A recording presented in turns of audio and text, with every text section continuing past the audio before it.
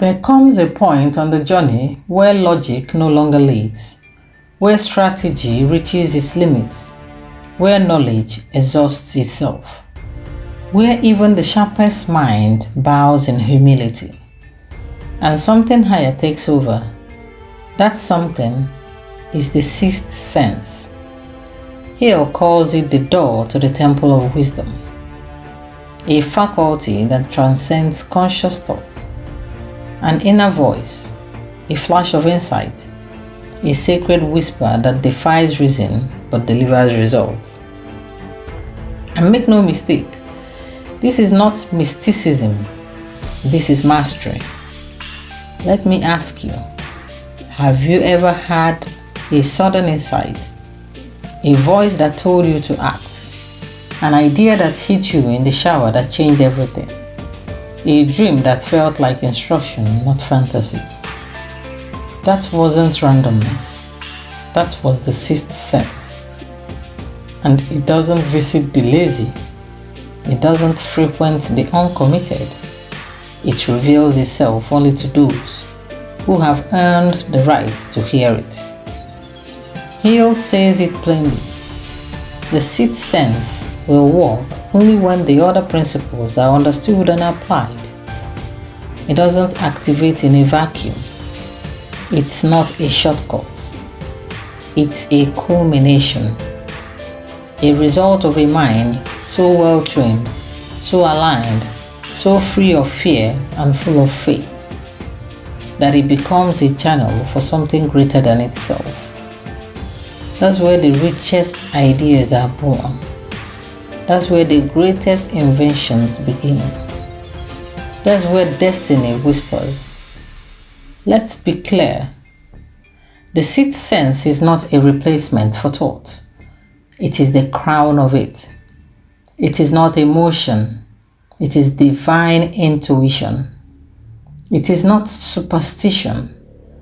It is superconscious intelligence. The realm of infinite intelligence, God's mind, the universal source of all creative power, and you were designed to connect with it. The world tells you to trust your gut. Hill goes deeper.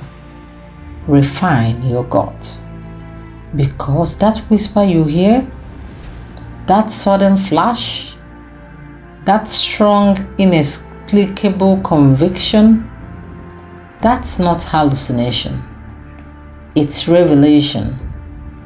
But it only comes to those who've prepared the house. How do you do that?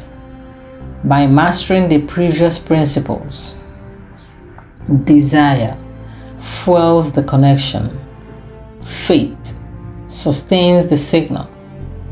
Autosuggestion trains the channel. Specialized knowledge gives it form. Imagination gives it life. Persistence proves you're worthy. The subconscious becomes the ground. The brain broadcasts the core.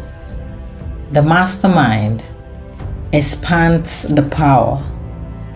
And finally, the sixth sense responds. Like lightning through a rod, like breath into dry bones, like fire descending on an altar that's been prepared. You've felt it before. That moment when everything lines up, when clarity breaks through noise, when you just know, even without knowing how. That is the sixth sense in motion. The Greeks called it nous. The mystics called it the inner witness. Hill calls it a hunch. Modern science calls it nonlinear cognition. But names doesn't matter. What matters is that you assess it. So how do you awaken this gift? Quiet the mind. Stillness is the atmosphere where the sixth sense speaks. In chaos, it's drowned. In silence, it shouts. Meditate and reflect. Make room for downloads. 10 minutes of stillness can reveal more than 10 hours of striving. Write your intuition. Treat them with honor. Keep a revelation journal. Act on insight. Every time you obey the whisper, it grows louder. Every time you ignore it, it fades. Live clean. Purity of motive sharpens the signal. The sixth sense doesn't dwell in corrupted vessels. Let me speak to your spirit now. You were not created just to think. You were created to receive. You don't just live by logic, you live by light. And there is a realm of intelligence beyond textbooks, a realm of wisdom that rewrites timelines, rearranges outcomes, and resurrects broken dreams. That realm is accessed through the sixth sense. It is the download after the discipline. It is the reward after relentless application. It is the voice that comes when you've done all you can and still need more. Say this aloud, not with your head, but from your soul. I am connected to infinite intelligence. I hear the voice of purpose. I act on divine instruction. I receive inspired ideas, unexpected guidance, and unseen favor.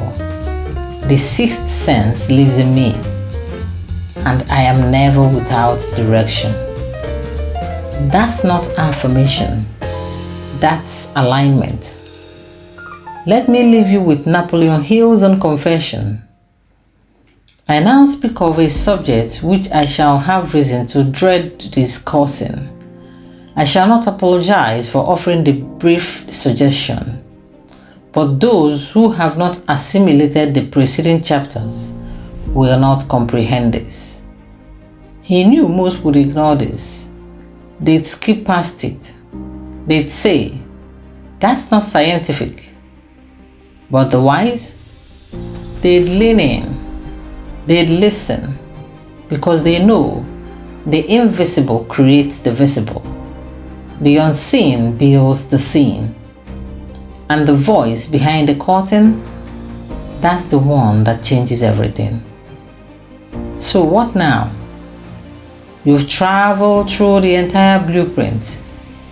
You've ignited desire, anchored in faith, practiced auto-suggestion, gathered specialized knowledge, engaged imagination, strengthened persistence, assembled the mastermind, tuned the brain, reprogrammed the subconscious, and now you awaken the sixth sense. You are no longer a dreamer. You are a doer, receiver, and transformer. You don't chase success, you attract it. You align with it. You walk as if it's already done, because now it is. This is your time. This is your day. This is your revolution. So rise, tune in, build boldly, think, grow, and richly live, because you are the thinker, and now the world awaits for your manifestation.